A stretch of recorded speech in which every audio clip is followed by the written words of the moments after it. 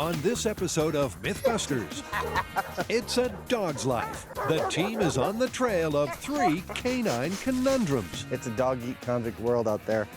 First up, it's Prison Break, MythBusters style, as Adam and Jamie sniff out whether you can beat the Bloodhound. Man, that's incredible.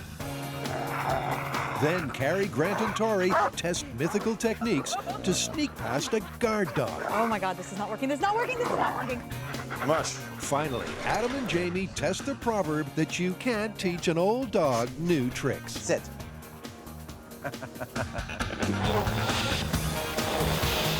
Who are the MythBusters? Adam Savage and Jamie Heineman. Gets me all worked up just looking at it. Between them, more than 30 years of special effects experience. That was heavy. Joining them, Grant Imahara, Are you feeling lucky, punk? Tori Belleci, Somebody order some exploding pants? and Carrie Byron. High explosives and electricity. Woo! They don't just tell the myths, they put them to the test.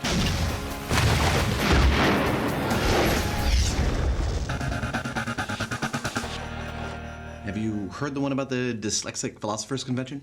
No. The topic of discussion is there a dog? What are you going on about? It's time. We're doing an all dogs MythBusters dog special. We have been inundated with myths from the fans and on the website, and now it's time to put them into a show. Okay, it sounds like fun. Yeah.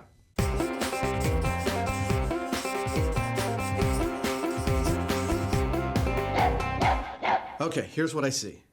It's another in a long line of adages, like, Rolling Stone gathers no moss and finding a needle in a haystack. We should test the myth that you can't teach an old dog new tricks. You ready, old dog? Let's go. Man's best friend. They're smart, they're talented, and crucially, they're quick to pick up new tricks. But the question is, are our canine companions learning days behind them when they reach old age? What's that you say? What's the plan? Excellent question. I think it's pretty straightforward. I think we bring in a couple of dogs and we see if we can teach them some tricks. Well, they got to be old dogs, because after all, that's what this is about. Maybe we can each take one, we'll train them separately. They should be also as close in age as possible. I mean, preferably they're from the same litter, couple of brothers, brother and sister, something like that. And we can do some kind of, like, a dog show. What do you think? A MythBusters dog show at the end? That's perfect. Let's do it. And just as perfect are these beautiful old dogs, Bobo and Cece, an untrained 7-year-old brother and sister pair. Bobo and Cece appear to be Alaskan Malamutes. Now, this breed is notoriously difficult to train. They're headstrong. So, if we can train these old dogs, this being the worst case scenario, we should be able to train any old dogs. Mush. Adam and Jamie have just 1 week to get these homeless fur balls pulling in the right direction. So they're going to need some expert help. Adam and Cece have enlisted dog trainer Beverly Ulbrich. So what we've got is somewhat of a contest between Jamie and I, and what I need your help with is to get Cece here to learn how to heel, sit, stay, down, and shake hands all in the next week. Can we do that? I sure hope so. Let's give it a shot. Little bling bling here. With her shiny new training collar, Cece is ready for lesson number 1, heeling. So the idea with the walk is you want the dog paying attention to you, not everything else around you. If you think about like how a pack travels, there's one pack leader and the rest of the dogs are behind it just following naturally and easily. And obviously right now she's trying to be that pack leader. Beverly's theory about dog training is to let them know you're the pack leader. So it's all about conditioning the dog both positively and negatively in ways that the pack leader would do. You give them affection when they do right, you give them a scruff on the neck, just like the pack leader would do when they do wrong. And as long as you repeatedly do that, and you do that exactly when they're doing stuff right and exactly when they're doing stuff wrong, they'll become much more manageable, because they all want to be part of a team. That's the theory. And for old dog Cece, it seems to be working. Already, she's surprisingly well-heeled, which begs the question, How old is old when it comes to dogs? Well, how old is old when it comes to people. It's pretty subjective. However, the best estimates that the vet has is that Bobo and Cece were born about 7 years ago, which in human terms, for their size, makes them approximately 50 years old. That'd be about in the butter zone for our test. Indeed. Outside and school starting for old dogs Jamie and Bobo. And head teach Gene Donaldson from the SPCA confirms we're starting from scratch. Bobo, can you sit? Yes, he probably has never been taught. He's looking at his mates, will be saying it in Swahili. He has no clue. Undaunted, Jamie and Gene get classes started. And at this dog school, the curriculum is slightly different. Gene's technique is influenced by Pavlov, Skinner, even Darwin. We could talk about it in terms of operant conditioning and other things, but it boils down to that if the dog's behavior is good, you reward it. If it's bad, you ignore it.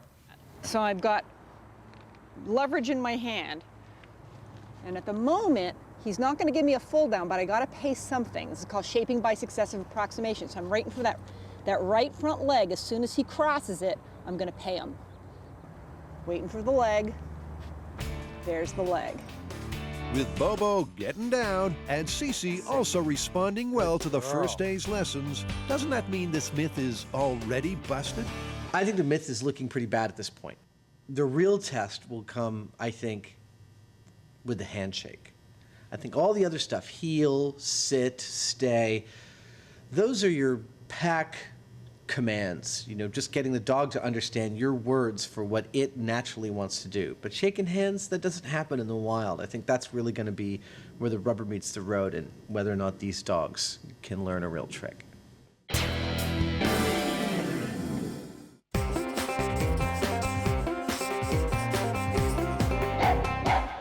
Our next myth could get you ripped limb from limb.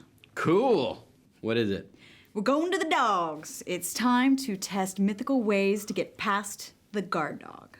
Oh, cool. Like throwing them a big juicy steak. We have a whole list of ideas for trying to get past guard dogs. Man, this sounds dangerous. All right, we're in.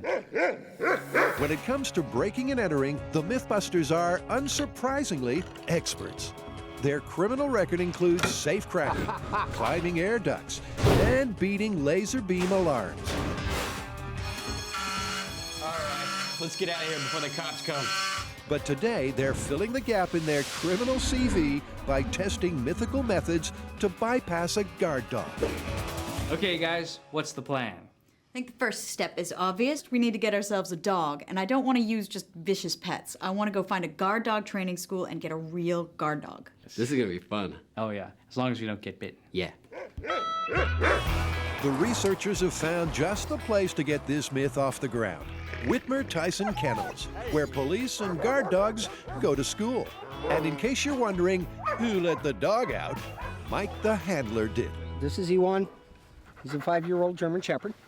And what we can do is we can give you a demonstration on how he stops people. One of our main trainers here is Jim. He's going to play the bad guy, and he's going to try and escape. Wow. Jim manages just a few paces before Ewan is on him in a flash of fur and teeth. And it's only that specially designed protective suit that prevents him from being the dog's dinner. So, who's going to be dessert? Oh, anybody want to try it? Yeah, Tori volunteers. Grant works on the principle that although there's no I in team, there is a me. Dang! This is getting scary. And Tori is once again in the firing line. Whoa! Hey! Good boy! Good boy! Whoa! This dog's got some bite! Oh yeah, I can feel the pressure on my arm. Oh. Yeah, you got the big suit on, it's gonna protect you, but man, you see that dog barreling down on you with his teeth exposed and it's growling, and then it takes a bite on you. It's pretty scary. And then there's a couple of points where he got his teeth around my arm and I could feel the pressure bite down on my arm. There was, you know, it wasn't the teeth weren't piercing into my skin or anything, but you could definitely feel the pressure. So that's Ewan the guard dog. Fast, focused, and furious. And the team now know what the myth is up against. Oh, that pinched the skin! Looks like we got ourselves a good guard dog. Ewan is vicious. Yeah, that dog was biting with over 550 pounds of pressure. Yeah, I wouldn't want that biting on my leg. So what kind of mythical techniques do we have to get past him? We have distracting them with a big juicy steak. We have acting aggressive, acting submissive. We also have wolf urine. We have scent of a lactating bitch. What? It's supposed to calm them down. We also have urine from a bitch in heat, which is obviously supposed to distract them. Well, he is a male dog.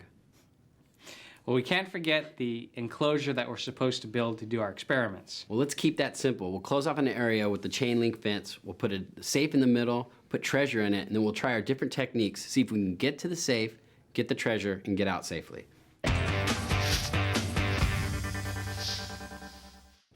Carrie, Grant, and Tori are attempting to beat Ewan, the well-trained guard dog. They're going to test several techniques to sneak past the four-legged guardian, get into the safe in the center of the compound, and then escape safely with the loot. So the first tactic I'm going to utilize is diversion. I've got some stakes. I'm going to chuck it in one side of the yard, and then I'm going to try to make a run for it. I see, and that's supposed to draw the dog's attention away from you. It always works in the cartoons. Good luck with that. Carrie gets into the dog-proof safety suit and then gives it a test run.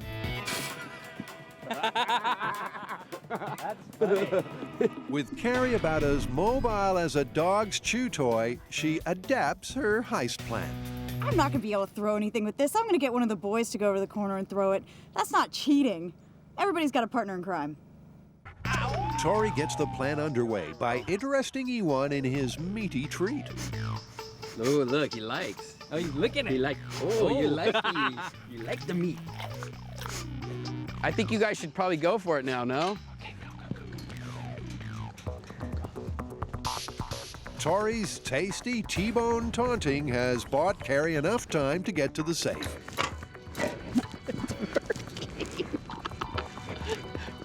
But then, Carrie's accomplice turns nasty as Tori throws the steak into the compound. Not at me! Not at me! It's a poor throw, but Ewan stays focused on the meat and starts to chow down as Carrie heads for an unofficial exit on the far side of the compound. But it's locked. Hurry, he's eating the meat! Meanwhile, Ewan has finished the first course and goes back to Tori for more. But when Tori doesn't have another steak ready, Ewan goes to work. Move. Oh.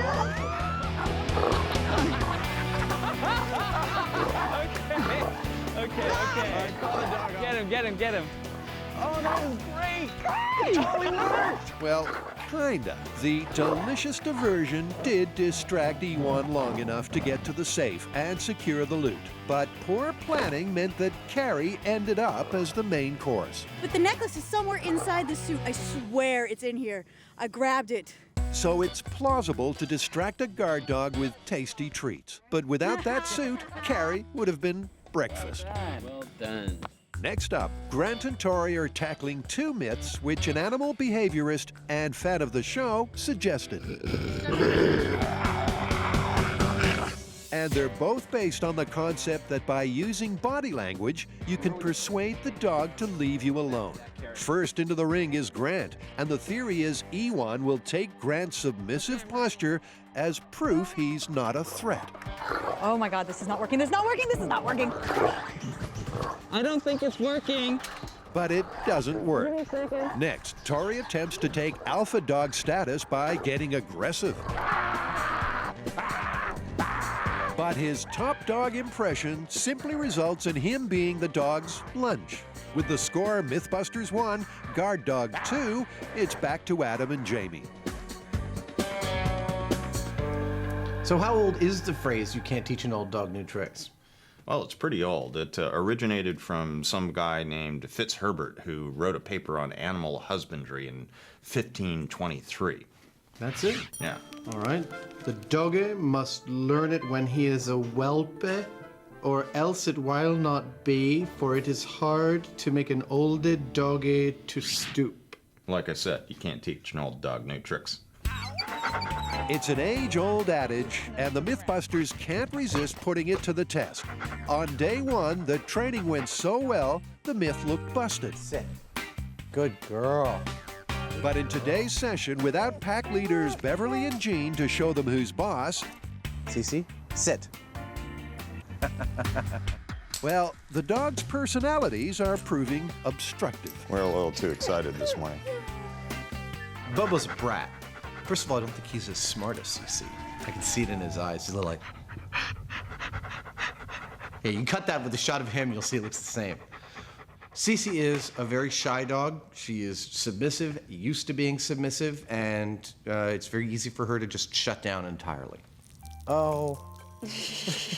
Clearly, Adam and Jamie need help from the professionals.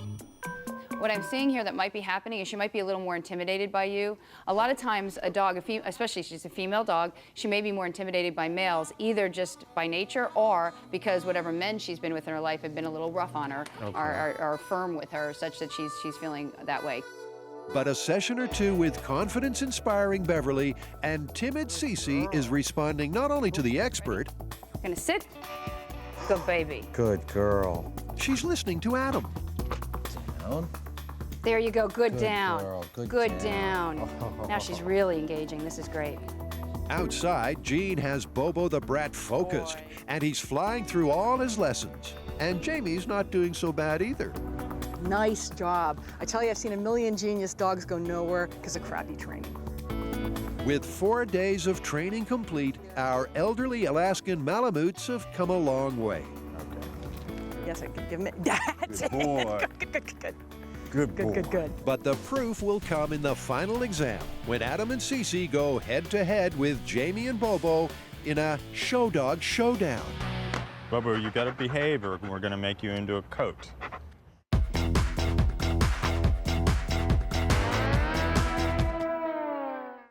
Adam and Jamie are competing in the MythBusters Best in Show Dog Trial. They've gone head-to-head to see whether it's really impossible to teach an old dog new tricks. This is their final exam. We have set up a little dog show place here. We have a scorecard. We have 5 tricks that we've taught them. We're gonna see how well they did. With Myth-Turn Jess in position as judge and jury, everyone and every dog is ready. All right, everybody, and welcome to the Old Dog New Trick final exam. Adam and Cece, you're up first. Let's start with the heel. Good girl. With Cece in good position alongside Adam and not pulling on the lead, Judge Jess hands out full marks. Nice work, Adam. And that's the story of Cece's day. Sit. Good girl. She obediently follows all of Adam's commands. Down. Good down. Good down. Back up. Okay, shake. Good shake. Very good. Proving that in just 1 week, Stay. she's learned all 5 of the new tricks. Okay, need it. Good girl. Very good girl. The pressure's on. Jamie hates losing. He'll be determined to match Adam's faultless performance. Down. Down. Good shake. Good boy. Bobo succeeds in all of the tasks to Judge Jess's satisfaction. Bobo, stay. Stay. Until the stay. Maybe Jamie's fur coat threat backfired. Here, you stay there. Bobo wouldn't hold for the required 20 seconds, but Judge Jess has generously given him a half point for his efforts. 9.5 out of 10 ain't bad at all. So, seems to me that you can, in fact, teach an old dog new tricks. I agree. This one is totally busted. And one of the more cuddly myths we've ever done. With old dogs busted, Adam and Jamie have sniffed out another mutt myth. So, can you clearly communicate what clever canine conundrum you're currently concocting? What? What's the myth? Bloodhounds. What about them? We're going to test whether you can trick bloodhounds like they show in the movies. You and I get to play fugitives? Something like that. Oh, cool! Bloodhounds are the ultimate canine super sleuths. Used for police work all over the world, their capacity for sniffing out a human trail is legendary. And where there's legend, there's myth. Flick on a fugitive film and you'll likely see bloodhounds being baffled with ease. But is this really true? So what's the plan with this one? Well, we got to get a trained bloodhound. All right, and then I guess we just run them through the paces of things we'd seen them get tricked by in the movies. Backtracking, running in a river, changing your scent? Yeah. All right, well, which one of us should be the runner? Well, something tells me that you'd be better at laying down a scent trail than I would. Okay. I'm going to say yes just because I want to do it. Let's get straight into this. Straight into it? Sure.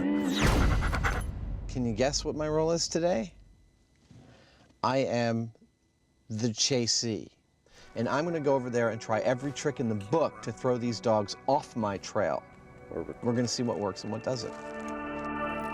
Prison breaky Adam's all suited up to be the fugitive. And here's what he's facing. This is Morgan. He's a 2.5-year-old bloodhound, and he currently works with the San Mateo County Sheriff's Office Canine Unit in San Mateo. Morgan, handler Matt, and Jamie are going to need all their tracking experience because there's 6 myths that they're up against. Sourced from the movies and fan emails, each one will supposedly confuse and confound the trailing hound. Looking more like an extra in a George Clooney movie, it's nearly time to say, "Oh, Adam, where art thou?" But first, the plan. Now the dog and his owner are just over there, so I'm going to have to whisper the next test because they don't know what this is.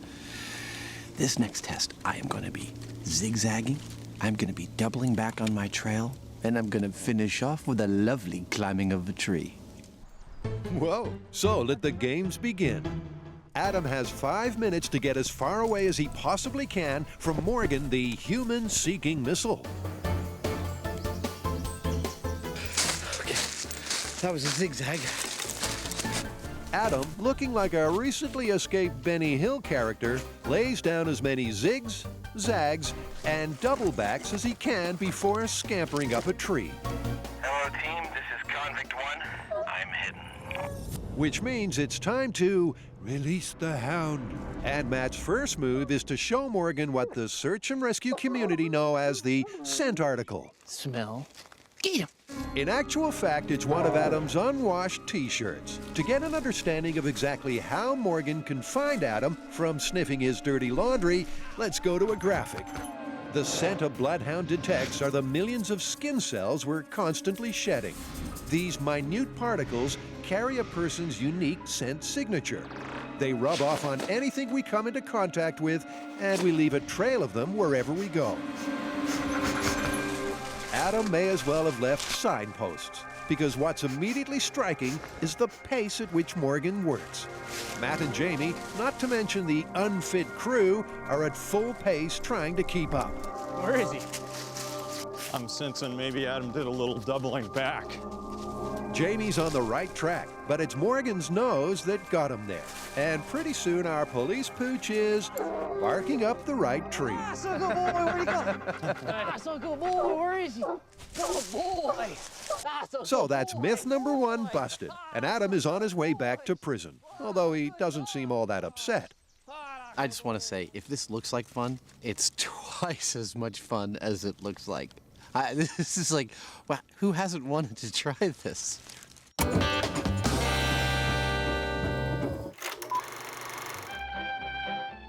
Put a puppy in a hat and get it to yodel, and it's no wonder that dogs are a man's best friend. But as Carrie, Tori, and Grant are finding out, that's not always the case. They're testing mythical ways to beat a vicious guard dog. Distraction by dinner proved successful, but changing their behavior was a dog's breakfast. So the next thing we're going to move on to? Sense. Sense. Makes Makes sense. Oh, so the team are going to test 3 theories from the fan site. With a spritz of the scent of a lactating dog mother, Ewan will be a puppy in Grant's hands. Carrie will douse herself in wolf urine, to intimidate him, and a hint of scent of a hot lady dog, and our alpha male will be distracted enough for Tori to slip by unnoticed. First up is Grant with Ode to Dog Mother. What's the theory behind this? Well, the lactating mother smell, they secrete a pheromone that makes the puppies feel more at ease. It calms them down. So this is supposed to calm the guard dog down? Yeah. Grant and his pheromones enter the compound, but Ewan is no one's puppy. It's not working. It's not working. That's another one busted. What's next, Carrie? Now, this is a myth that quite a few people believe, so I'm really interested to see if it's true, see if it works. Wolf urine. Now, urine is a big communicator in the canine world, as I'm sure you've seen dogs marking their territory everywhere. Imagine a wolf marks its territory where a smaller dog is. Basically, with a splash of stinky wolf wee, fresh from the internet, where else do you get it? Carrie's trying to intimidate E1 by smelling like the big bad wolf. And at this point, you can feel lucky you're on the other side of the screen. That's strong. But will our guard dog be scared off? Oh, wait. Oh, it's working! Yeah! Oh, no. Wait. Instead of immediately taking a piece of Carrie, E1 hesitated. But in the end, he wasn't fooled by Carrie in the wolf's urine-soaked clothing. If you would take a bath in wolf pee, you might survive being attacked by a guard dog. But I would definitely say plausible because there was serious hesitation there. Next, and the guys are going to try and distract E1 with Ode to Hot Lady Dog. This is fresh from the kennel, bitch in heat urine. Tasty. But what's the plan? The theory is that scent will attract him. He'll think that there's a female dog present and he'll want to go get nasty. And then I will sneak by him while he's looking for that female. Carrie wafts the tempting odor under the guard dog's nose. Oh, yeah. And suddenly, E1 has his mind on another job. Come on, big boy. Come over here. You smell that? He's definitely interested. And Carrie ups the stakes with a urine-soaked rag and a little trail of scent along the fence line. Tori tippy-toes inside, and incredibly, the plan appears to be working. E1, oblivious to the intruder, is simply thinking hot lady dog thoughts. Look at the drool coming off of that dog. Those chops are soaked. I can't believe it. We just did bitch and heat, and it worked. The dog was totally distracted. He had his face down in the urine the whole time. Every once in a while, he would look up, check me out, see what I was doing, but then he would go back to the urine. I just slowly walked over to the safe, got the jewels, and slowly walked out. I mean, he didn't even act like he was gonna try to attack me. It's pretty impressive.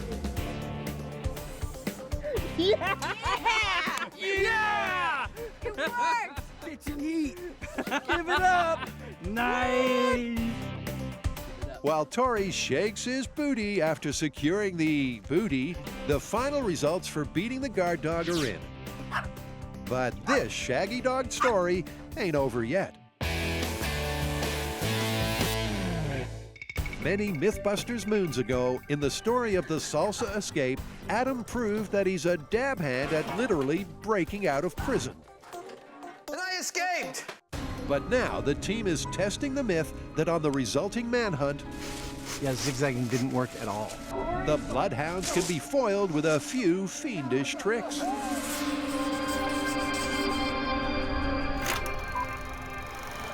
Adam's next escape attempt uses a classic filmic fable. It's the old cross a river to trick a dog technique. So, gentlemen, this is like a game of hide and seek to space the tree. Jimmy, let me know every minute you know that I'm gone, up to 5 minutes. Okay? Okay. I'm trying not to look at dogs, see where I'm going. Okay. Look at the tree, bro. And he's off.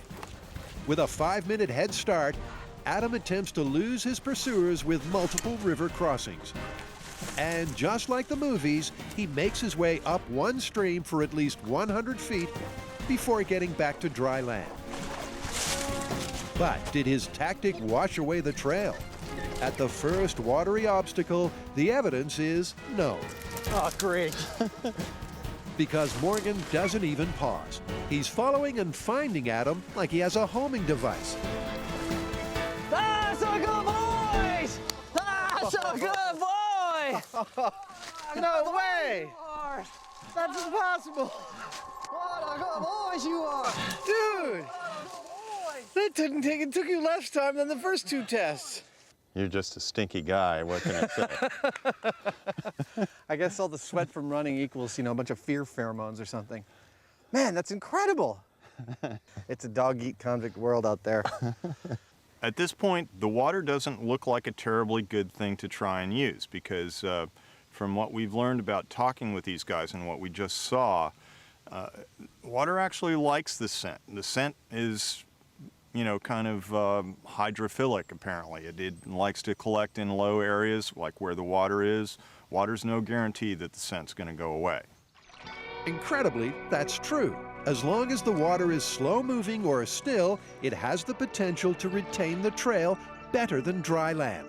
So the myth that water will foil a bloodhound doesn't hold any water. Quite simply, Morgan is just too nosy. Let's pause for a minute and consider the amazing olfactory capabilities of the bloodhound. For comparison, a human's olfactory center is about the size of a postage stamp, whereas a bloodhound's is about the size of a handkerchief. This difference gives a bloodhound almost 1,000 times the smelling capabilities of a human. That's a lot. Yeah.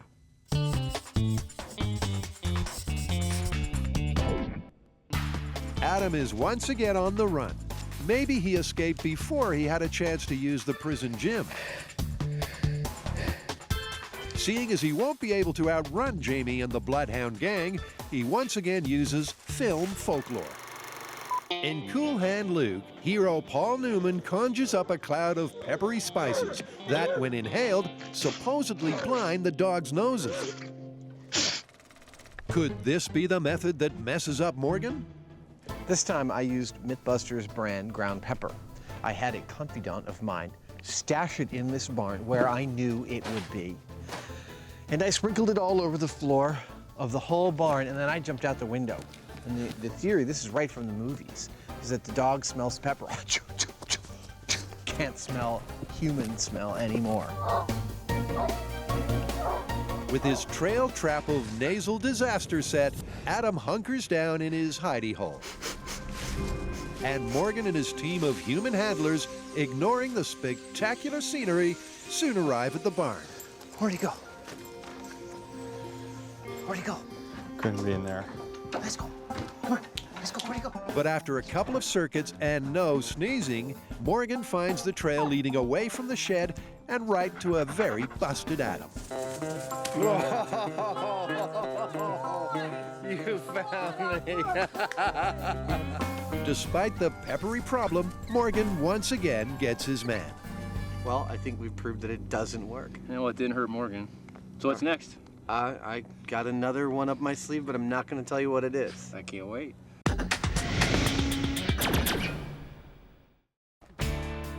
Carrie, Grant, and Tori have beaten the guard dog. Bitchin' heat! Give it up! Nice! And being bitten by the guard dog. You know what? The most obvious one, using a stake, actually beat the guard dog. And the bitchin' heat scent, that one worked as well. And I really feel that if you were covered head to toe in the wolf urine, we would have gotten a better result. If you could stand it. But after watching all of these techniques, I think that we could ramp this one up MythBuster style. We're gonna build our own technique to beat the guard dog? Yeah, and I've already got some great ideas. With the myths tested, the team has a challenge. Can they build something that would let them sneak past a whole pack of guard dogs? Okay, it'll attach to itself, so once we get going, I think it'll be good. Carrie, after 2 days of hard work, has built what can only be described as a human hamster ball. Meanwhile, Grant has gone high-tech. He's mounting his battle bot with a taxidermy tabby. To make it more lifelike, Dr. Frankengrant is using a little robotic wizardry. He's alive! Alive! And Tori, well, he's scraping the bottom of the barrel. Well, I'm done. And really, it speaks for itself. Back at the enclosure, Grant is first up. I think initially the dog will be somewhat confused by RoboCat, as most people are, but that primal instinct of chasing the cat, or the furry shape that is in cat form, will kick in, and that will, it won't be able to resist going after it. And that is the moment when I'll send Tori in, and he'll get the jewels. I feel it. Or the dog will bite his jewels, which will also be funny. Okay, go ahead and release the dog. E1 is released, and that age-old cat and dog story begins. Cat runs away from dog, dog chases robotically controlled dead cat. It's a perfect cat burglar plan, until one little misstep by remote control kingpin Grant means accomplice Tori is brunch. Run! Run. Okay. Yeah, it's kind of hard to run with an 80-pound dog using you as a chew toy. Dude. I don't think it's working, Grant. I don't know. Just a guess. He Dude, had him. Oh, yeah. Good driving, Kitty. I don't think you know. This is not your fun time to play with your little cat. There's a dog on my arm. So that's one zip to E1, the guard dog. Tori's next, and he's brought his armored tin can. As you could tell, I watched a lot of A-Team growing up, and I think that's kind of where I came up with this guy. It might be a barrel of laughs, and Tori, but for this test, he isn't wearing the safety suit, so there's a real element of danger. Okay, here it comes. Coming at you, but doesn't know what to do. It's all going according to plan, but there are a few scary moments. How's it going in there?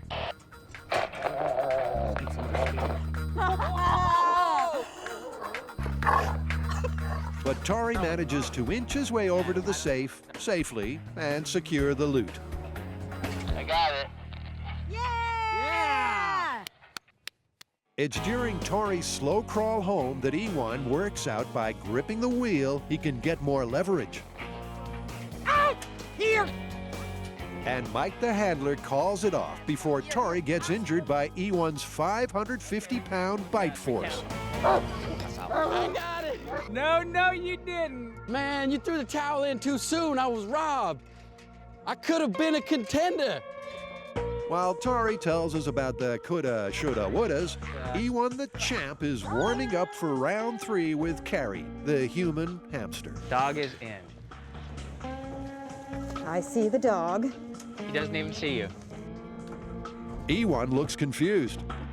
He's checking you out, but apparently he doesn't even see her. You are invisible. Is that the ball of invisibility? But it's not long before he works out a high-tech human hamster is trying to sneak across his yard, and he starts tearing into Carrie's ball. Biting at the plastic. Carrie had built the hamster ball with an easy access hatch, but it's just too dangerous for her to use it and expose her unprotected arm. So she has to cut a smaller hole instead, and sure enough, she gets the goods. Got the necklace. She got it. Okay, I beat you, mutt. I'm getting out of here. Back at the door, the deadly defect in Carrie's plan becomes evident. The major flaw in my plan is that the dog will not stop attacking long enough for me to get out the door. That is a problem. It's not a problem for her willing teammates who happily relieve her of the loot. Pass us the jewels. Can you get the door? Nice. Okay. All right, bye. good luck. You're Thanks. on your own. Nice work. Nice. Sweet. Tori and Grant happily make off with the loot. But with Carrie failing to escape, that's 3 to E1 and a big fat 0 to the MythBusters. You know, guys, I think this could work if we worked in conjunction with each other. Well, it looks like our techniques for beating the guard dog had a few design flaws. Like trying to get out of the hamster ball? You know, I thought my barrel was gonna work, but looked like the dog had figured out a way to tip it over. And he wasn't fooled at all by RoboCat's lifelike appearance. Yeah, I know I was. Well, I think people totally underestimate these dogs. They're really well trained. Yeah, Mike was saying that you can actually train these dogs to ignore things. So I bet if we did this test again, they wouldn't even look twice at that steak. All I know is that I don't want to be anywhere near these dogs without the bite suit. They're vicious. Well, taking that and all of our techniques into account, what do you guys want to call this one? I think we have to call this one plausible. Yeah, I agree, because we can distract the dogs, but you don't know how long they're gonna stay distracted. It's just too risky. And crime doesn't pay.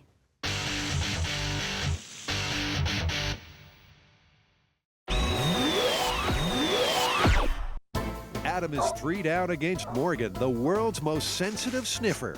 But that's no surprise, because his hooter has over 1,000 years of breeding behind it. You found me.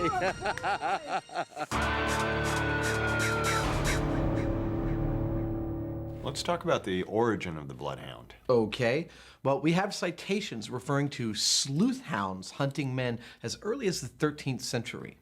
Yeah, but back then, noblemen mainly used them for hunting deer or boar. And it is commonly believed that the breed was refined and originated at the St. Hubert Monastery in Belgium in the 11th century. Huh. What's next is washing off and changing my clothes. We have a secret location about 2 minutes from here. We've got a wash basin and a whole new set of clothes for me. I'm gonna find it, wash myself off, change my clothes, take off in a different direction.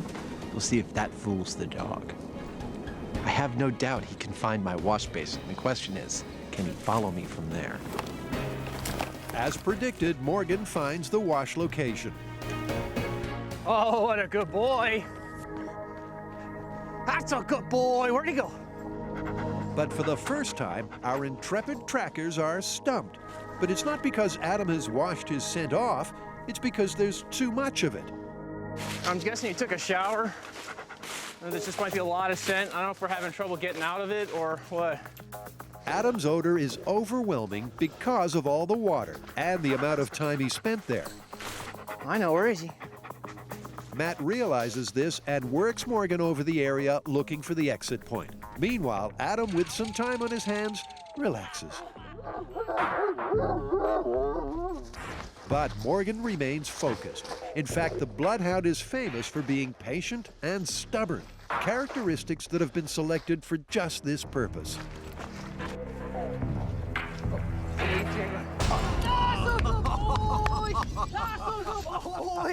What a good boy you Spoiled again. What a good boy you are. Nice suit. Thank you. Whoa! What the well-dressed escapee is wearing this year? Morgan did really well on the test overall. It looked like we had a little bit of a problem at the shed, but actually, in reality, the thing I liked about it is Morgan never gave up. If you can see on the tape, he's always looking for the scent. He's always searching for it. And the two trails that went in and went out were actually, I think, from the way he worked, really close together. So he just kept working until he found the way out. Once he found the way out, he nailed it. How many more tricks do you have up your sleeve? I have exactly 2 left. Well, good luck, buddy. Thanks.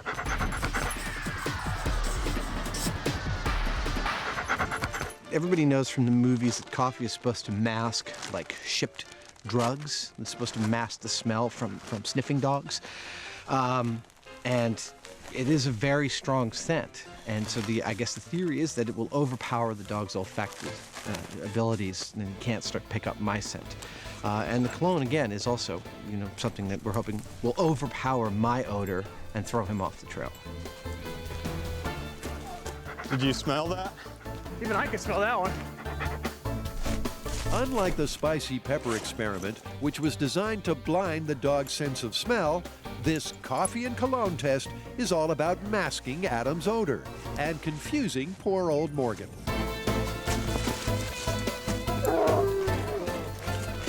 No! No!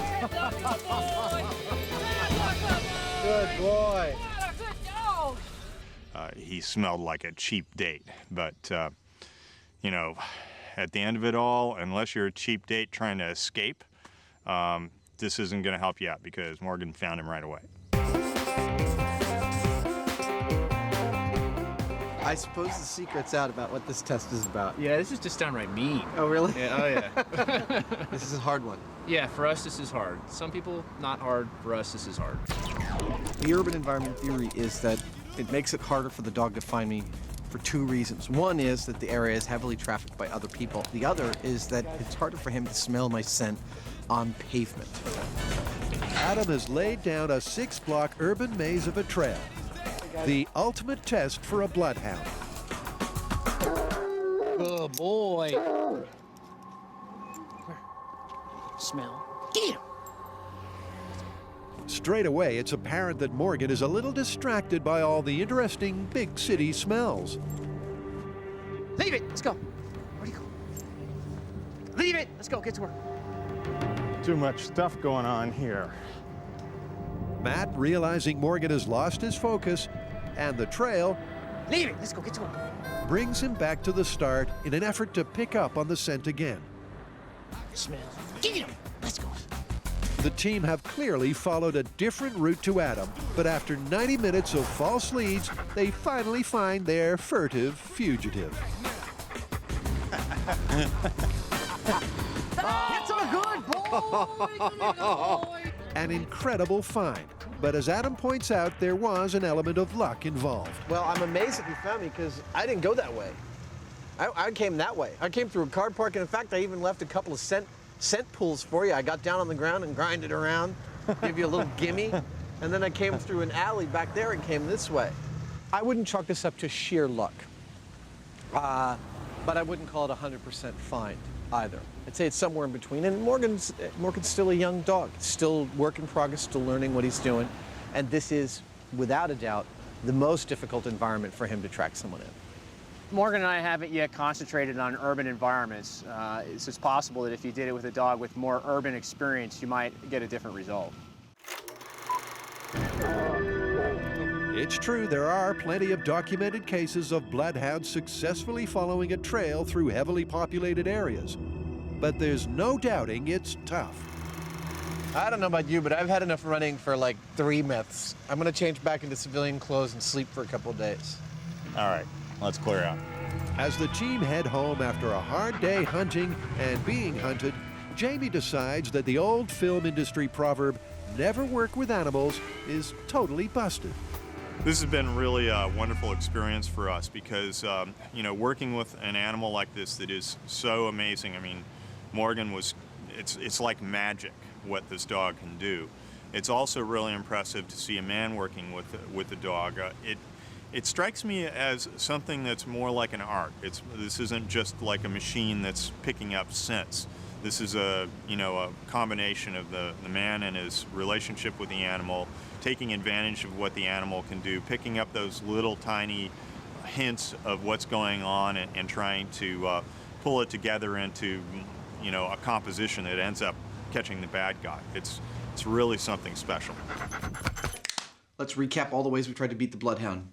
Backtracking, zigzagging, climbing a tree. Busted. River crossing. Busted. Washing off your smell and changing clothes. Busted. Covering your tracks with pepper. Busted. Masking your scent with cologne and coffee. Busted. And urban environment. That would be plausible. He did amazingly. Yep, a good dog's hard to fool. Correctamundo.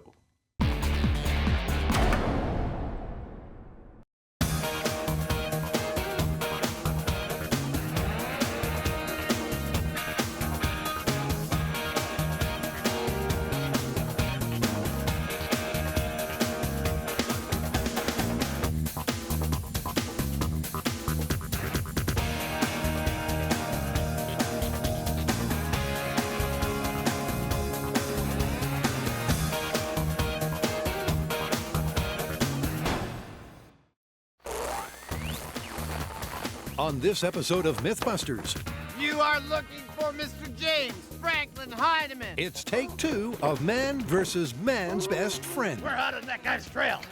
As Adam and Jamie take on the Bloodhound that licked them the last time around. I'm very, very clean. In the ultimate sniff-off, we'll see who falters first. I might leave a shoe here. And who's best in show. I'm just like flabbergasted at what we just saw. Meantime, Carrie, Tori, and Grant also try out some mythical methods of beating the Sniffer dog. Oh my God, dog cam is awesome. With distraction, attraction, and a dose of downright repulsion. All right, act normal, everybody. I always get nervous around cops. Who are the MythBusters? Oh, yeah. Adam Savage. Come, silent walrus. And Jamie Heineman. Quack, damn you. Between them, more than 30 years of special effects experience. Joining them, Tori Belleci. It's starting to feel like a bad idea. Grant Imahara. Pretty sexy, huh? And Carrie Byron. It's awesome. They don't just tell the myths, they put them to the test.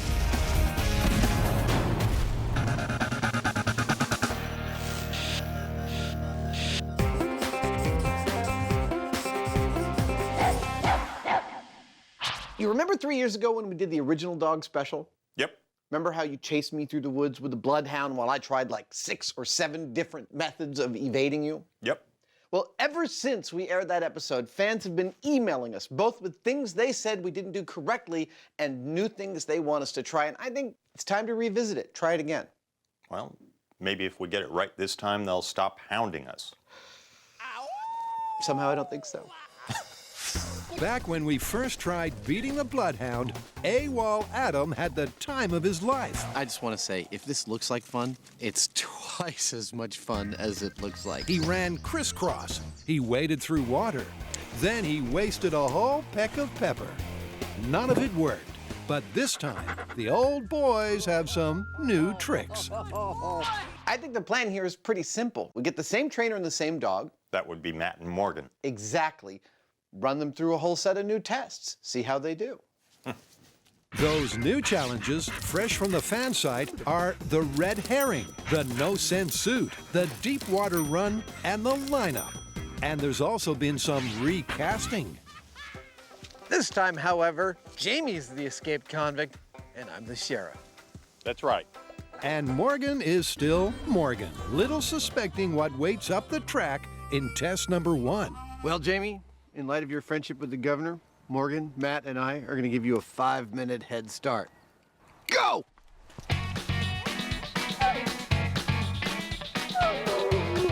Just like last time, the convict gets 5 minutes grace, hopefully leaving nothing behind but his own manly scent. If he's caught, the dog gets a reward. I've also promised Morgan that on the last chase, if he catches Jamie, he can eat him too. Okay. Speaking of lunch, this first trial, suggested by one of the fans, is called the red herring. This looks like as good a place as any.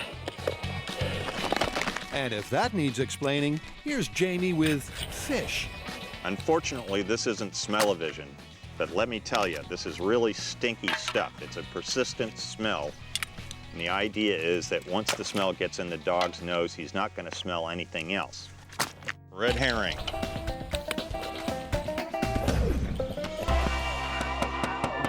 All right, everyone, listen up. You are looking for Mr. James Franklin Heineman. He is considered extremely dangerous. You are not to approach Mr. Heineman. You are not to offer lunch to Mr. Heineman. If Mr. Heineman speaks to you, you do not speak back. If you approach Mr. Heineman in your car, keep your hands and feet inside the vehicle at all times. Mr. Heineman is extremely dangerous. What I want now is a hard target search of every star, cluster, dustbuster, and mythbuster out there until you find him. Is that clear? Well, it's crystal to me, but I can't vouch for the dog. All right, Jamie, time's up. Here we come. And with barely a whiff of Jamie's old undies, known in the trade as a scent article, Morgan's off down the trail with 2 humans in tow. Jamie seems to have run a serpentine across this path. I can just see him giggling to himself. Serpentine! Up ahead, Jamie shows he can weave, warp, and weft. Do a little bit of double back.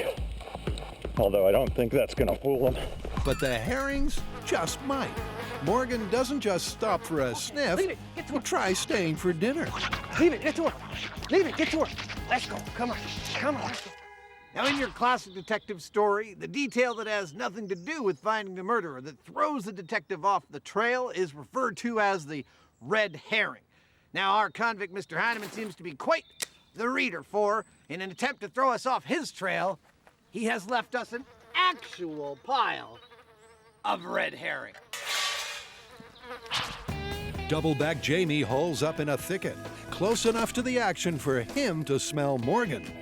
So we'll see whether the fish actually makes a difference now, because he's been following the road quite well. But it seems Morgan's come slightly adrift. The trail's clearly gone cold, and he's already past the spot where Jamie turned back. So that tells me that a lot of it may have gotten into his nose and stayed there, which means it may be doing its job. They're long gone. They're down the trail. In fact, they've come to the end of the trail. The only choice left is to backtrack and pick up the scent where they lost it. They're sent back there. Running right by me again. We know Jamie was right here. This is where he dumped a bunch of red herring. Actually smells really delicious. We're trying to pick up his scent where he went from here. This is probably Morgan's one shot at picking up the trail. As the scent wafts away in the breeze, so do his chances of finding the fugitive. All right, let's go. Where is he? But persistence and perception pay off as he hunts down the Heineman. Hello, who's that? Morgan. Who's that? Who's that? Ah, that's a good boy. Where'd he go? Hello, Morgan. That's a good boy. You're caught. It took you a while. It did take us a while. Come here, good boy. The red herring scent pool definitely threw Morgan for a loop. We had to come on back and start from that part again. And I actually selected this place because at the time, the wind was going this way, away from the trail and everything. And I watched you guys go right past us. So the red herrings worked, but not well enough to beat Morgan. It did distract him because he wanted to eat it, which may well be the origin of this myth. I mean, it pulled him away from doing his job, but the fact is that he got right back on the trail, and the bottom line, red herring didn't beat the Bloodhound. The fierce odor of fish was no match for the dog. Now it's time to get devious. Next up is the no scent suit. Now this is quite a process. It involves a lot more than just a suit. We've got a lot of products that use enzymes to break down smells, like a body wash. We've got deodorant, we've got wipes, we've got sprays for the outside. The idea is to not leave anything that comes off your body for the dog to smell. So, excuse me, I gotta take a shower. So in a few short minutes, Jamie should be less smelly than ever before in his whole stinking life. I'm very, very clean. He's been washed, rinsed, and sprayed. Now it's time to get detailed. Short of having a hot wax, Jamie's done all he can to arrest his aroma. You guys ready for a workout? What are you wearing? My jammies. I'm totally speechless. Are you ready? I'm ready if you are. 3, 2, 1, get the hell out of here.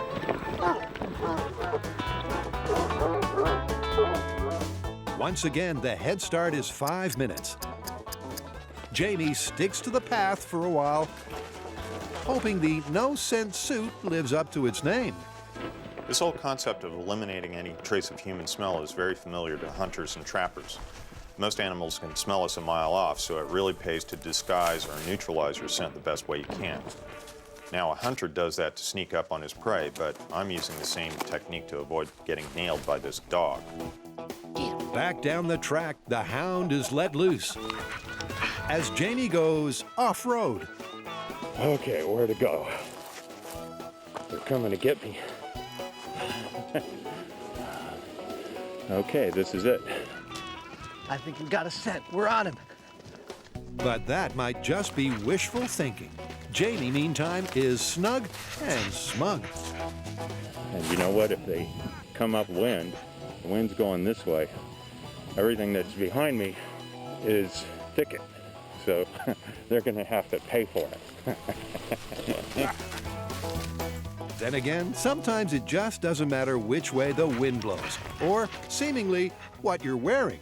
Despite his diligence, it seems Jamie is dressed for disaster. Hello, Morgan. Oh, you found me. Good boy. You are are caught again. I guess a no-scent suit and no work. No work. You put out plenty of a scent, and we followed it strong the whole way. Nice try. So the nose of the Bloodhound is more than a match for a suit and a spray and a shower. And Jamie's the first to admit it. Well, it might look fancy and it might work for deer, but this no-scent suit, no match for the Bloodhound.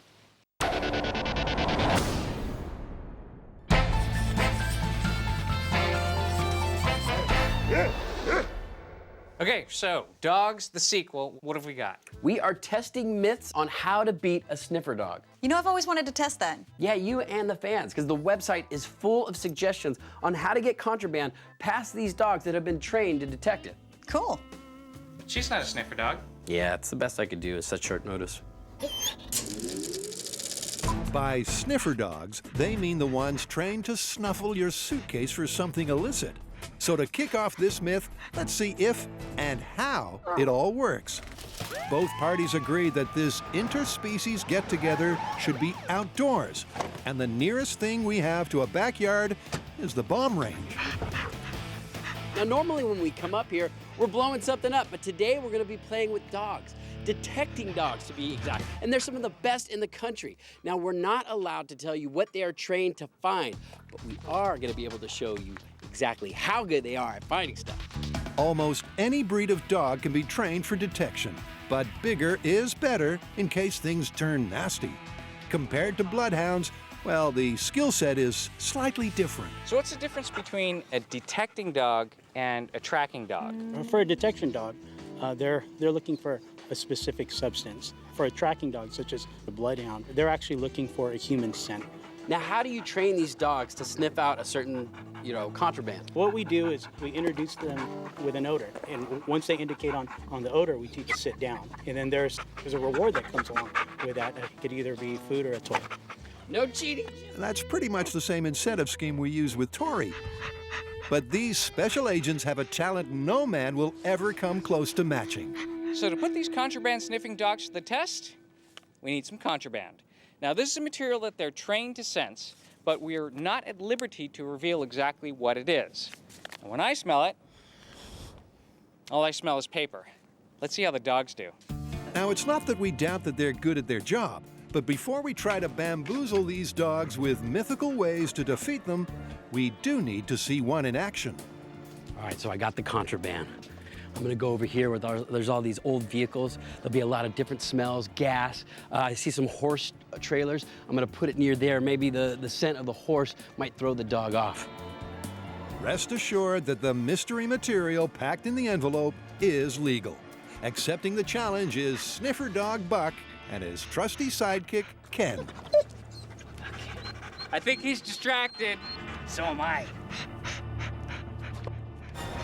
All right, let's see how good those dogs are.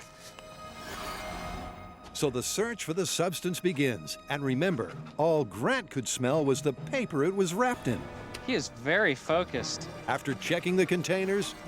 He's working hard. Sure is. And the pallets, the dog hones in on the horse trailer. And he's smelling a lot more than manure. For Ken, it was never in doubt. But the boys have just realized how tough a task they've set for themselves. Man, these dogs are good. Meantime, Carrie's researching just why they're so good, with a man who definitely knows one end of a dog from the other. This is probably the most finely tuned organ in the entire body of the dog. I mean, look at this. We've got a flexible positioner here. Sucks up lots of air and gets it back to that olfactory sense. We think that probably a third of their brain is dedicated to the nose, okay? Whereas in you and I, it's tiny, tiny little bit. So let's look at the bright side. We should have brains to spare to outsmart the sniffer dog, right? So these dogs really are living up to their job descriptions. True, but there still are a bunch of mythical techniques to put them off the scent. Right, I mean, we could try distracting these dogs. Maybe confuse them somehow or get them disinterested. And then there's simply masking the scent with something more overpowering or odor neutralizing. Okay, well, let's try the second technique because that's the most obvious. You have something smelly, cover it with something smellier. With a promising plan, all we need is a sizable venue. Wait until you see this place. You're not gonna believe it. There is no way the dogs are gonna find the contraband in here. Oh my gosh, you guys were not kidding. Oh my God, indeed. The Prop Co-op is a 17,000 square foot warehouse. Each of its 10 aisles is 200 feet long, and it houses, get this, 30,000 separate items. But there's more to this challenge than just hide and seek. We're not just hiding our contraband in this massive warehouse, but we're also going to try to disguise them in really strong scents. So we've picked out the 5 most commonly known mythical deterrents to a detection dog.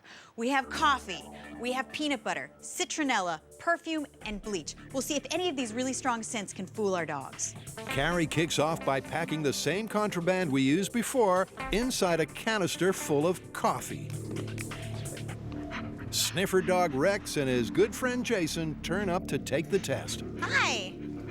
While Grat finds a really obscure place to hide the stash. Perfect. We're going to be watching you remotely from a screening area. You ready to go? Yep. Okay, go for it. Rex, let's go. With no clue as to where to start sniffing, Good boy. Rex sets off with a camera latched onto his collar. Oh my God, dog cam is awesome. Very focused. Yeah, I'm getting seasick. And after just a few minutes of cruising the aisles, And he's honing in on it. I mean, he is like in the aisle where the contraband is. He hasn't left. He keeps going back.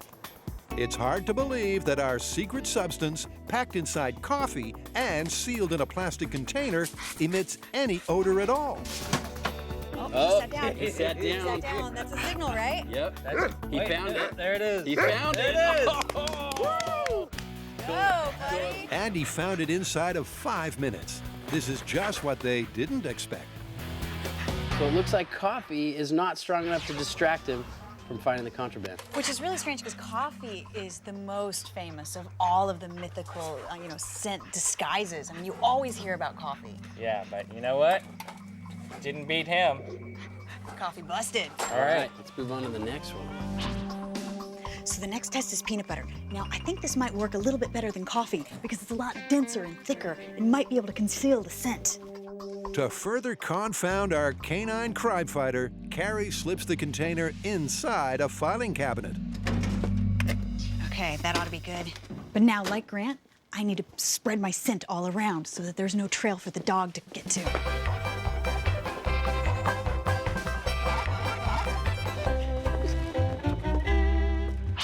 So, with the aisles reeking of eau de Carrie, Rex goes to work.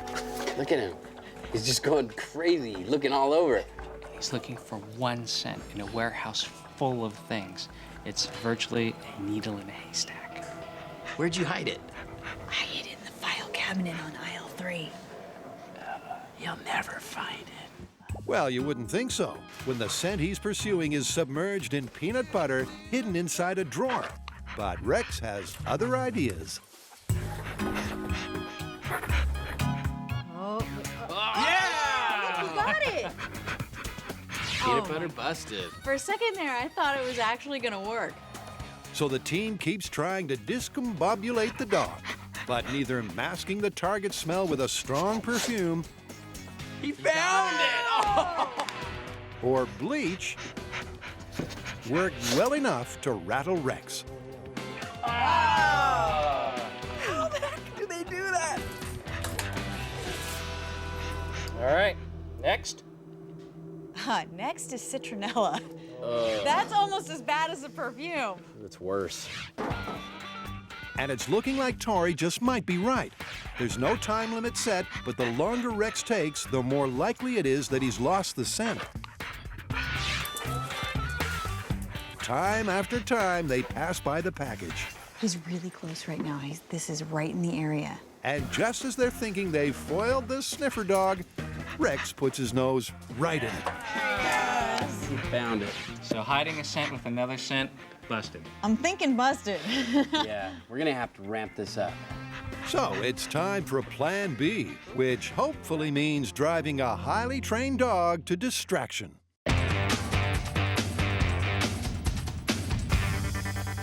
In Beat the Bloodhound, we've already failed with our first 2 attempts to bemuse Morgan. Now it's time for a special request do-over. Last time we tried to escape the Bloodhound using the water in a creek as an evasion technique. We received some criticism from viewers saying that that body of water was too small and therefore wasn't as effective as it could be. This time around, we picked a much larger body of water, and we're going to see if that works better. Well, it's time for Adam, the camera crew, the dog, and his handler, Matt, to get really wet. Have fun! What Jamie's forgotten is he'll be the first one to, wet his whistle. While he uses the head start to make tracks, Adam has time to reflect on not so much where he's going, but where Jamie came from. You know, when Jamie's people first crossed the Bering Land Bridge and settled the Northern California coast, they lived in shelters not unlike this one behind me. I can still imagine the woolly mammoth rug that young Jamie was swaddled in. Way upstream, Jamie takes to the drink for his first river crossing. Now, I know this is only a game and nobody's really trying to shoot me, but it still kind of gets you going. Your first instinct is to run as far and fast as you can, so it takes a little nerve just to slow down, wade into the river and back again, and hope that that kind of tactic will save you. Back up the beach, Morgan's baying for blood. All right, buddy, ready?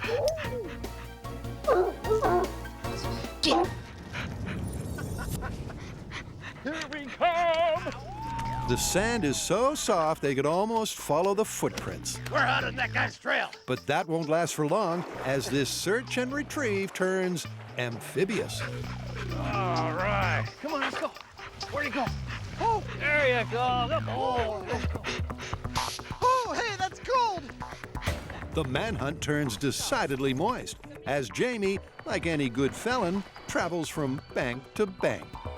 And this is no creek he's been crossing. For those of you that said the stream we used last time was too small, this body of water right here is give or take 100 feet wide. In the reeds and the river, Morgan looks like he's staying on scent and on track. Oh boy, where'd he go? But it's hard to be sure if he's literally following in Jamie's footsteps. Back in our first try at beating the Bloodhound, we learned that scent molecules might actually be retained better in still or slow-moving water than they are on dry land. But back then, I was just jumping puddles. Now Jamie's up to his belly button in a real river, so honestly, I don't know if the dog can still track him through all this. Our escapee has now left the river for somewhere high and dry. Okay, now I found my spot. But Morgan's not one to turn tail when the going gets soggy or muddy. I might leave a shoe here. Jamie's concerns are more dire. The dog's back in the river and swimming his way. Adding insult to reincarceration, he's actually been sniffed out midstream. Go get him! Go get him! Go get him! Where'd he go? That is one good dog. Good boy. Oh, got you, Heineman! The fans thought this might be the best way to frustrate the dog. But it's now Morgan 3 and MythBusters nothing. Well, I guess a larger body of water does not an escape make. Got me fair and square. When I first saw Jamie's trail in the sand, I was like, and then when I got to the river, I was like, oh. And then when Morgan found Jamie, I was like, woo! That's pretty much sums up my day.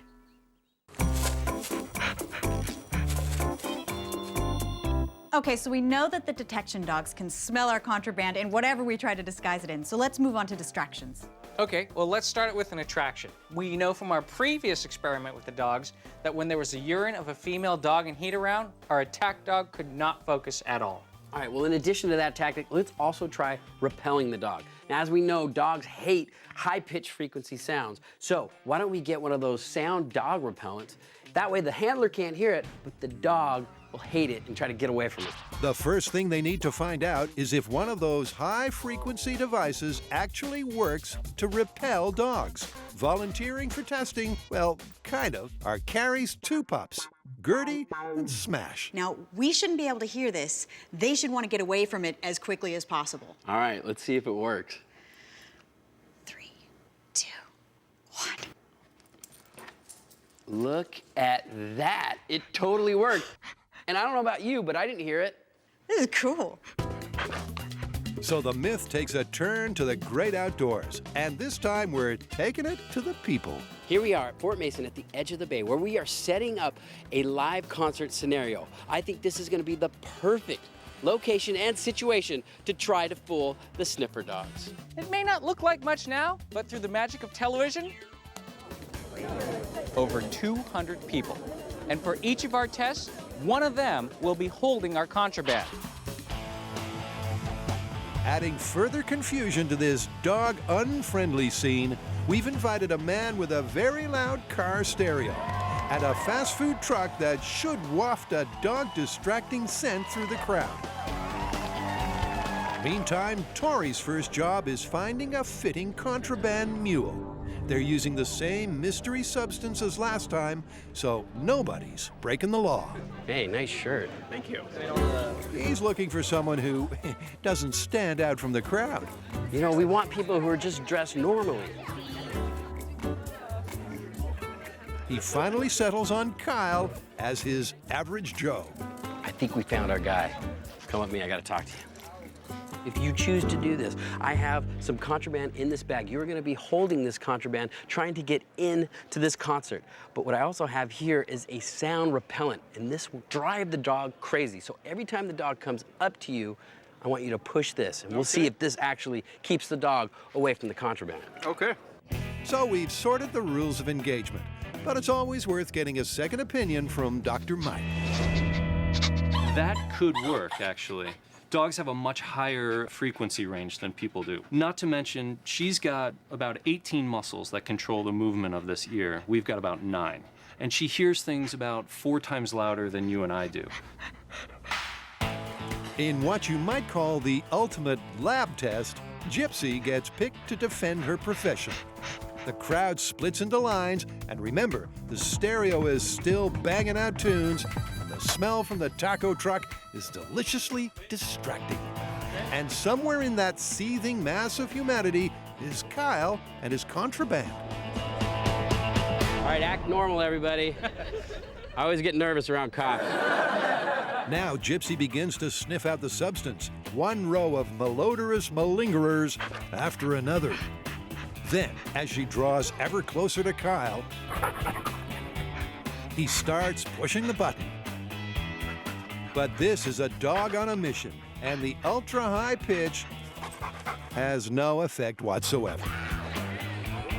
Ladies and gentlemen, round of applause! There's no doubt that the dog heard the sound, but she's just too well trained and too focused to let it distract her. So the sound repellent did not work. No, not at all. You saw her just go and then sat right down. Instantly found it. All right, let's move on to our next tactic. All right. It's the next tactic they've all pinned their hopes on, and the featured attraction is both Beauty and the Beast.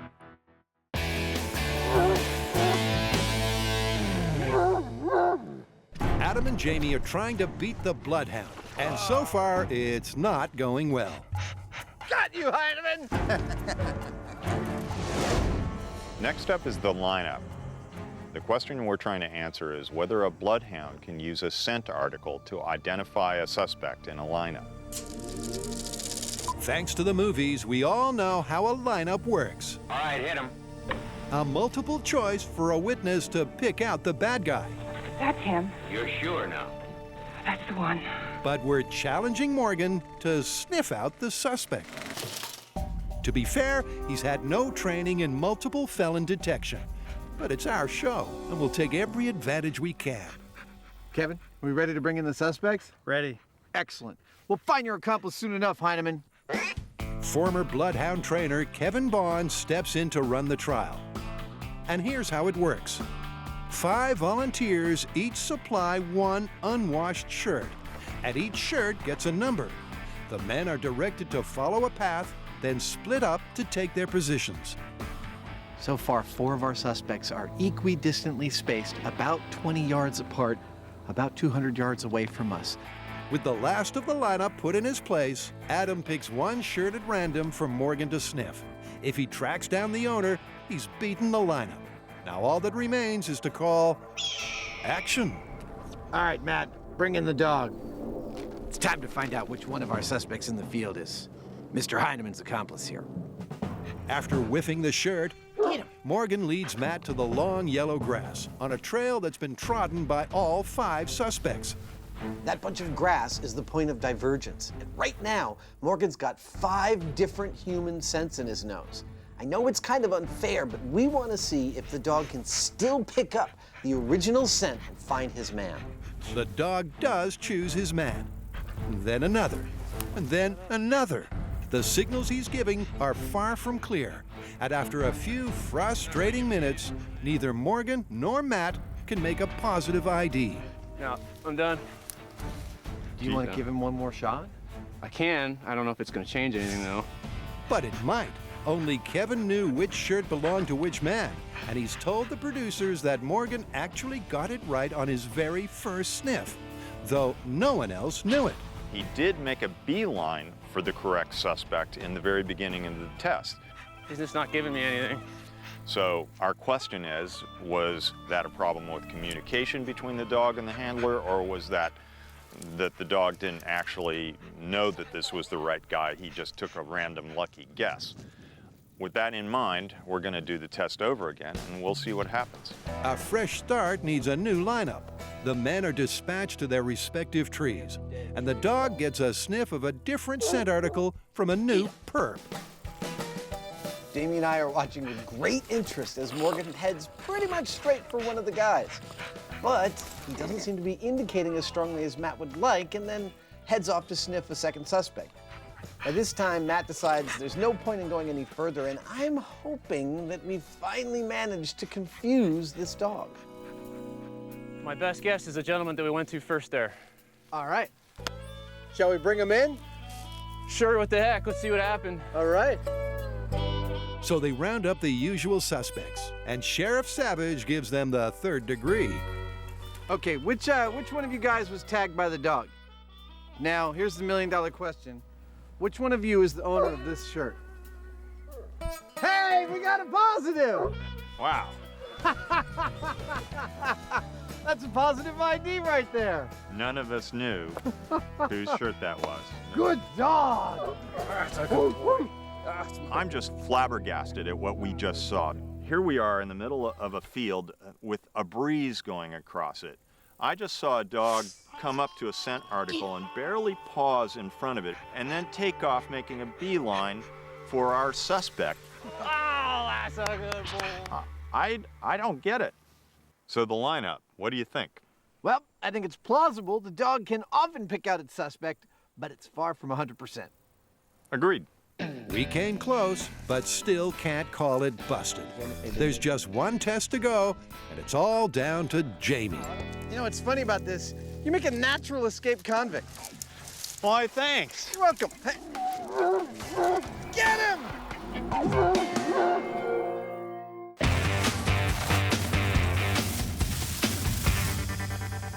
Having just failed to distract a substance-sniffing dog with repulsion, the guys have now gone for extreme attraction. So now it's time for us to deploy our female dog and heat distraction. But that's not going to work on Gypsy because she's a female. So we're going to swap her out and bring in Max, who is a fine male specimen. And Gina is the fine female specimen. We'll plant the stash on a volunteer who'll stand a few feet away from our doggy femme fatale. Now, you know that this is contraband, correct? Yes, sir. And you are willing to hold this in your bag? Absolutely.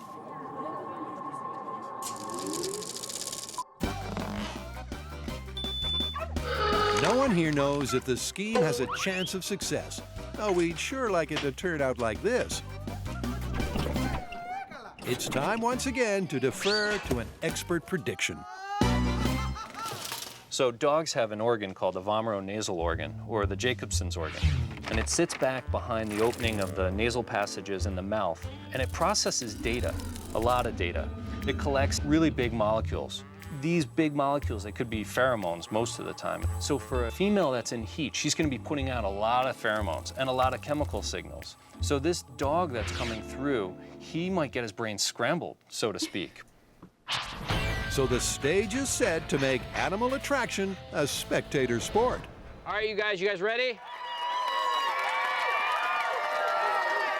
We should get a live studio audience. EJ and Max begin casing the cues, and for a while, it's business as usual. Then they close in on the source of this canine catnip. Look at that, he's salivating. It's working. He's totally distracted. Come on, back to work. He can't focus. Yeah, he keeps looking back there. What a dog.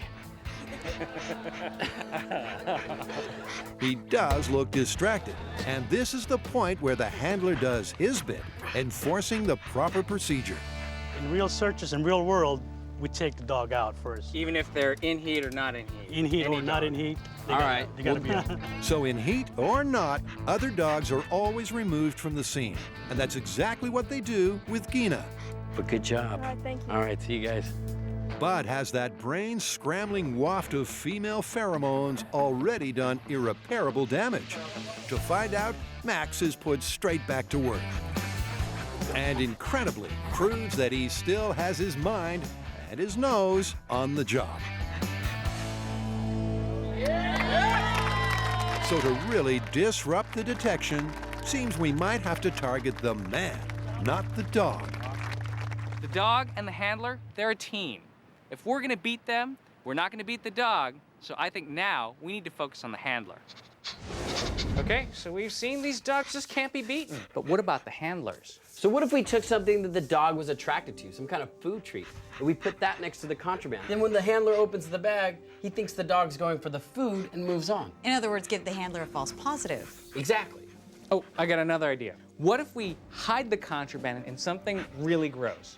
So gross that the handler will just sort of look at it and says, maybe I'll move on to the next thing. Like what? Well, I have access to some really good dirty diapers. Perfect. From baby's bottoms to false bottoms, Tori ups the stakes by customizing the luggage. All right, so I'm making these hidden compartments in these bags, and they're perfect. I've drilled out the pop rivet that holds these cleats on the bottom of the bags, but that also holds in this bottom piece of the bag. And what I found is a little area that I can just slip my contraband in. I stick this back in the bag, and I attach my feet back to the bag. It holds this bottom down. The handler looks in here, and it looks like nothing has been done to this bag. We're gonna fool these guys. I can feel it. Instead of a throng of people, this time the dog team will snort through a horde of luggage. We are here at one of the largest luggage shops in the Bay Area. There's over 1,000 pieces of luggage in here. The team we'll be testing is Ken and Buck. All they know is this won't be a walk in the park. Back inside, here's some bags that need packing. Now, we've packed tons of bags with clothing, but we've also added a few diversionary strong scents that a traveler might bring home from a vacation. Like, he goes to France and he comes with like pate and super stinky cheese. We're hoping that when the dog is attracted to these smells, the handler is going to misread his signs and think that it's not the contraband, but the stinky cheese that's attracting them. So a whole bunch of bags are stuffed with fabric and food, but only one has the contraband hidden inside a false bottom. And remember, they're testing the man as much as the dog. All right, Kenny, we are all ready for our next test. Go to it. The first hoop to jump through is finding the scent Buck's been trained to detect, disguised by our piquant picnic. Assuming he does, and yep, there you have it. That's his bag. I saw my bag. It's that guy. Will Ken leave the lunch and continue the search? I don't think we can fool the dog, but maybe the handler. With dogged resolve, he digs right to the bottom, and then some. We found the contraband. He found it in the false bottom. I thought the meat was gonna be a good distraction. It seems nothing gets by our detecting duo, but the last test of all could taint the sweet smell of success. Thanks to Carrie's new child, we've scored a whole mess of, used baby clothing. Now this particular bag of poopy diaper has been ripening and rotting for about a week now, and I can actually smell it through the bag. So if we can just hide the contraband inside one of these poopy diapers, I don't think he's gonna go for it. Yes, you heard right. We're foregoing the secret compartment to hide the parcel right in the poop. If Buck finds the right bag and Ken trusts in his training, we'll see just how committed he is to the cause. This is gonna be a fun one, you ready? Yeah, this is our last chance, right? Yep. All right. Come on in. It's a cruel trick to play on a boy and his dog. But let's face it, we're not here to make friends. Look at him. He's all over the place. I think he might be onto the scent. I think he detects something. It takes a bit longer than last time. Good thing he's not a poop detecting dog. I think they all are, actually. But finally, Buck closes in on the muck. Oh, he sat down. Oh, he said he found it. Now for the sticky part. Let's go closer, I wanna see this. Will Ken assume Buck has been fooled? And if not, how far will he go? There's a stench of defeat in the air as Kenny digs in and digs deep. You're a brave man, Kenny. I wouldn't do that. Dirty diapers, that is commitment to your job. Real nice. And that just goes to show, not only can you not fool the dog, you also can't fool the handler. Good luck at the evidence locker. With that parting cheap shot, Ken explains just why he and his mate were destined to make every lamppost a winner. People try to trick us every day, but as handlers, we train equally as hard as our dogs. So I know how to read him, and he knows how to read me. Nothing we threw at these dogs ever distracted them. I mean, they were able to find the contraband every single time. Yeah. Overpowering smells, other distractions, fooling the handler, all failed. So I think we're busted on all fronts. Sniffer dogs have won. Totally busted. Busted.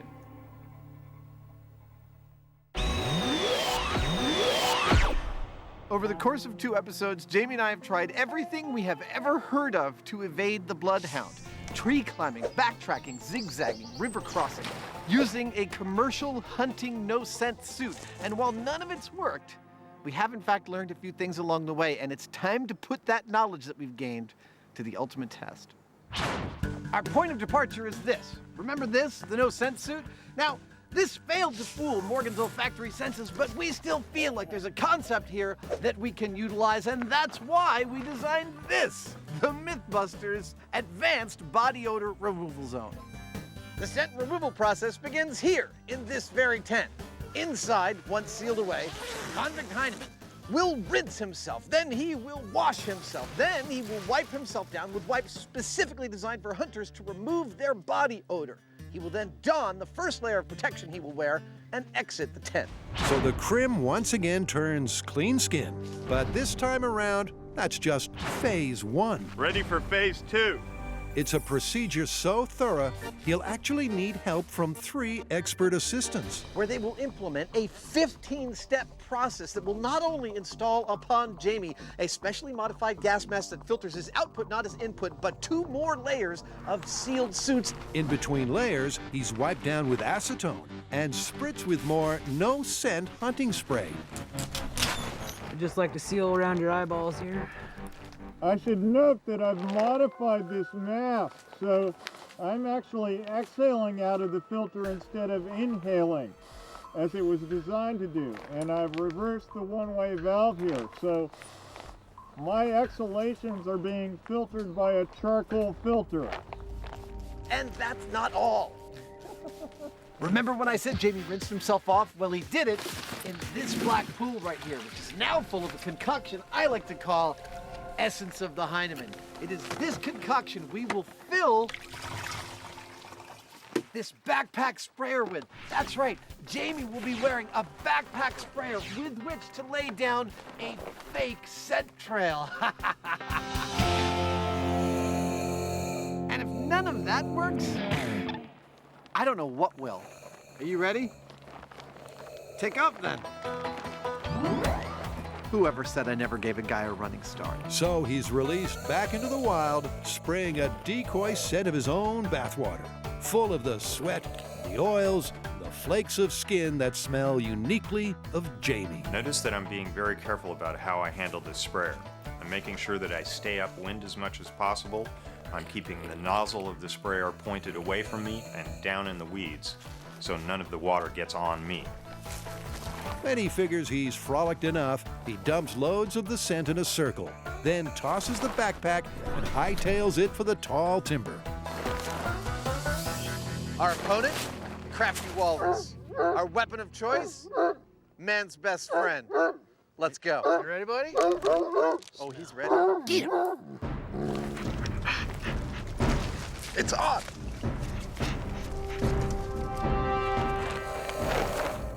Jamie, meantime, has run half a mile to find the best cover he can. And Morgan, so far, seems all business. So at first, Morgan seems to have a really good feel for the trail, which is pretty much what we expected. And eventually, we arrive at the spray pack Jamie has dumped in the grass. Morgan sniffs around, and honestly, this is where I get the full thrill of the chase thing, because he barely pauses before bolting in a really specific direction. Now, I have no idea which way Jamie went, but it sure seems like the dog does. So it's down to the final tense moments of Hound versus Heineman. I'm laying down under a tree in a deep hollow. I can't see anything, but I can hear the dog barking and he's getting closer. This is really fun, actually. It's kind of like playing hide and seek. It might be some faint trace of Jamie's breath or a few micro drops of water that attach to his suit. All we know is that Morgan's picked up on something, and Jamie's 10 minutes of freedom have come to an end. That's a good boy. Good boy. That's a good boy. Come here. The winner, man's best friend. That is one finely tuned instrument. I can't imagine that we could go any farther than we went to eliminate all traces of human scent from Jamie, and still, Morgan just made a beeline right for him. Come here, good boy. That's a good dog. What a good boy. So how are we going to wrap this up? Well, let's see. You tried spreading red herring, you tried crossing a larger body of water, and you tried a commercial no-scent suit. Dog found me every time. Yep, none of them worked. But picking one of your accomplices out of a lineup? Well, it's not 100%, but it's certainly plausible. And finally, the MythBusters super sneaky no-scent, no-body odor suit. Well, the dog still found me. And from all this we can conclude? You still can't beat the Bloodhound.